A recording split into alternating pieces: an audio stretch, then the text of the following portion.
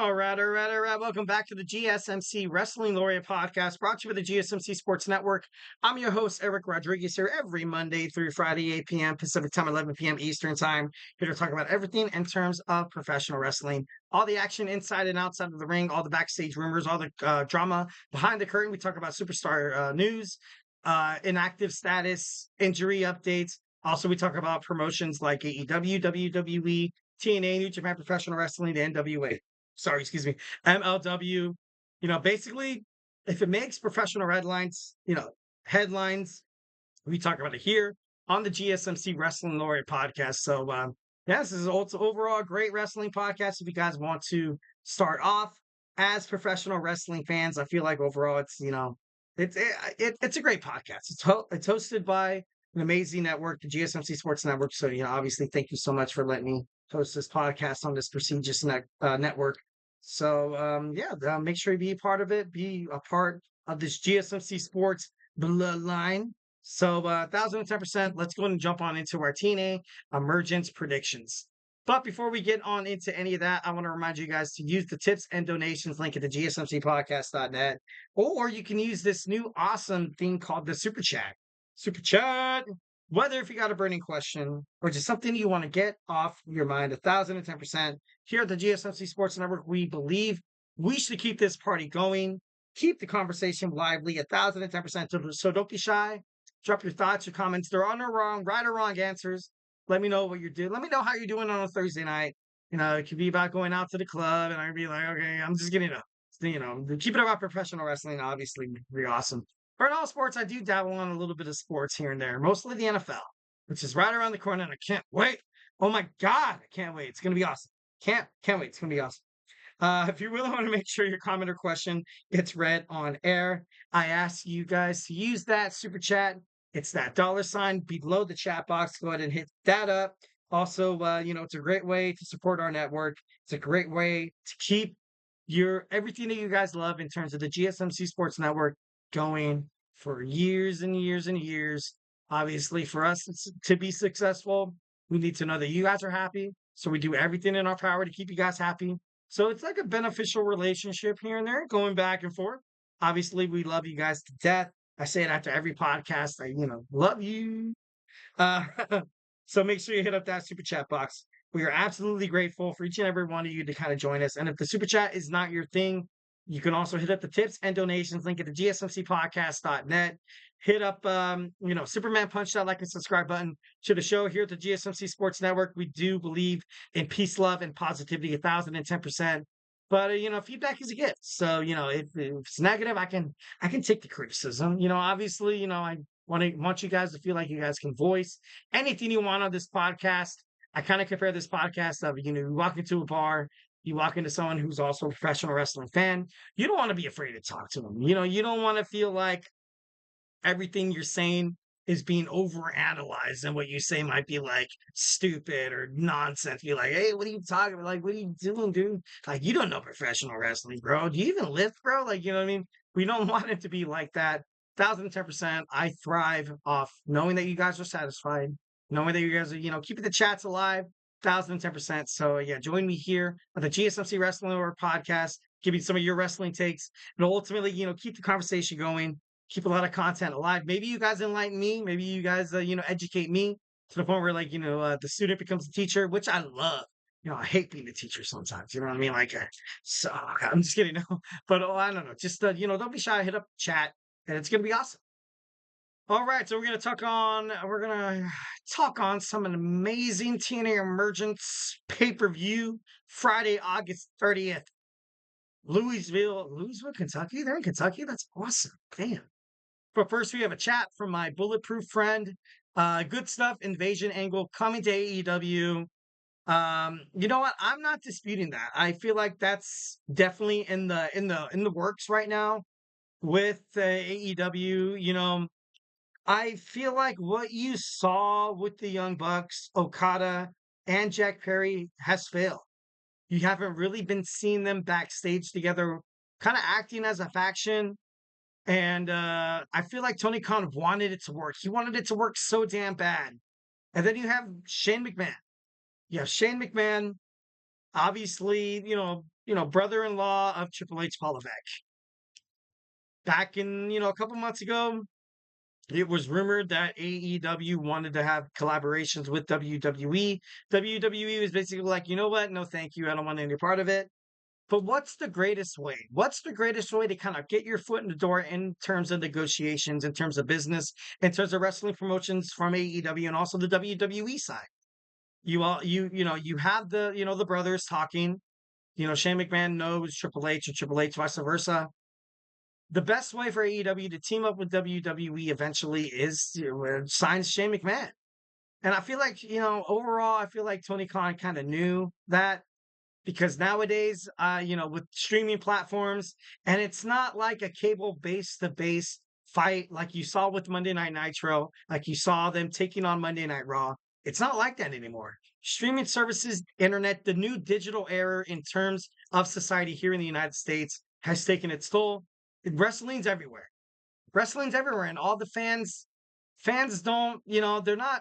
And I'm not trying to say this to be bad because I'm not loyal either.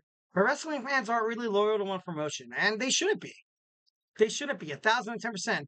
Hey, honestly, I dabble on WWE here and there to watch this.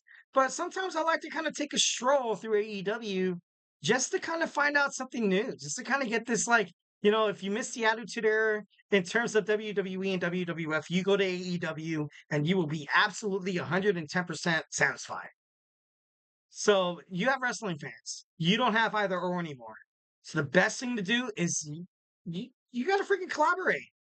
You got to do it for the fans, and that's something that Triple H and Shawn Michaels agreed to once when they had NXT collaborate with TNA. Now that you have the CMLL producing Triple Mania, where everybody's absolutely, and WWE wants to branch out to the United Kingdom. Right now, they've already branched out to the Saudi Arabia. They're having a pay-per-view on Saturday at Berlin, like close to Germany. Like, it's WWE, wrestling, AEW. It doesn't really matter anymore. Wrestling has become international, and it's time for WWE to kind of knock that off and be like, you know what? Maybe it's time for us to grow up. And it's time. It's time. You could have had the best collaboration ever with WCW, but with Vince McMahon kind of with his head stuck up his butt so much. And now with Triple H fallback open to basically everything. Oh my God, it's gonna be great. And a lot of former AEW stars are on the WWE roster. Look at Jade Cargill. Look at who's the Cody Rhodes, the creator of AEW. Cody Rhodes is Triple H's guy. So now you have Cody Rhodes talking in one ear. You have Shane McMahon talking in the other ear in terms of AEW. I feel like in the future it's going to happen. And that WWE executive who basically said, no, it's not going to happen. I don't know. I just think it's nonsense. I think it's nonsense. All right, so let's go and hit up this quick click through the TNA Emergence. We have the countdown show. Frankie Kazarian taking on Kushida. I like Kazarian. I think Kazarian's going to pick up this victory. Ever since you saw Kushida make his in-ring debut back into TNA about I think they're in Las Vegas. It's not that he's bad. It's not that he's a bad superstar, but overall, I like Frankie Kazarian. I kind of compared Frankie Kazarian to like a Randy Orton of TNA wrestling. So I want to see him kind of get forward. I feel like he's going to win. Jordynne Grace teaming up with Spitfire against Masha Slomovich, Alish Edwards, and Ash By Elegance. If Jordynne Grace drops the championship tonight, there could possibly be a way for this matchup to work. But if she doesn't, this matchup could work as well. But I honestly don't believe that Slamovich and Edwards, Spitfire, I don't think they're done with each other. Obviously, they're great, knockouts tag team champions. They fight back and forth constantly. So I want to see these guys kind of fight more in the future. Next, we have Matt Cardona taking on PCO. Matt Cardona crashed PCO's wedding, destroyed it. Stephanie Lander is now, of course, with Matt Cardona. And it just sucks. It just sucks. What's with the little guy? Like, why are you going to go with the good looking guy who's already married to a bombshell 10 out of 10 model? You know what I mean? Like in Chelsea Green, like, why do you gotta do that? Why do you be so rude? And just kidding, But I love that Matt Cardona came back to professional wrestling. I used to, I loved him as Zack Ryder in WWE when he was Mojo Raleigh and woo woo woo, it. And then once when he kind of disappeared off the wrestling spectrum for a little bit. Obviously, when wrestlers kind of take a jump off of WWE, they're not really sure of where their careers will eventually end up. But that wasn't the case for Matt Cardona. He knows he's talented as hell. He knows that he doesn't have a problem with that. He absolutely got stimulated so much by the independent wrestling circuit that now everybody, he's great. He's hot. He's hot off the market. He's going to be great for the future. So against PCO, I want to see PCO pick up this match because I'm all in favor with the guy who got his heart broken. Like, what are you going to do? For those who object, I object. Like, I don't know. But overall, it should be pretty good. Steve Macklin will lose against Eric Young. The Hardy Boys teaming up with Joe Hendry and Mike Santana against the System will beat the System. The System is heading toward a down spiral. I've mentioned this over and over again. I feel like Moose deserves to kind of jump on into the NXT kind of bracket a little bit here. I feel like it gets to a point where he gets so frustrated that he leaves the System.